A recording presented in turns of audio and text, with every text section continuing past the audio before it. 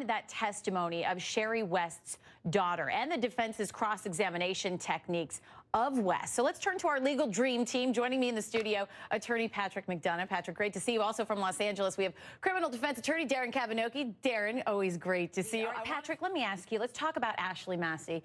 She is estranged from her mother.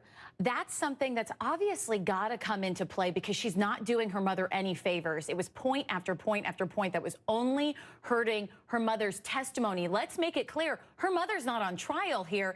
It's just she's discrediting her mother, which helps the defense. So the question is why, and are the jurors going to keep that in the forefront of their mind? Well, here's the thing you got to understand. The defense's theory basically is that the mother did this, right? It was not the defendant who's on trial. So anything they can do to try to attack her credibility, whether it's her inconsistencies or her actions after the crime, is something that the defense has to exploit. I mean, there's basically three prongs to this case.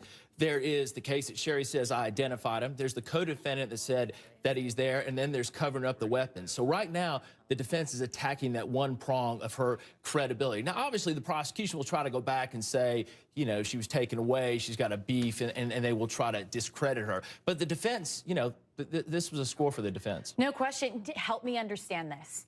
Because I hear, okay, the judge had him back in court because he violated terms of his agreement from a couple of years ago. He sentenced him to 15 years. Then he reduced that to 30 days. Patrick, how can that happen? Well, it's mind-blowing.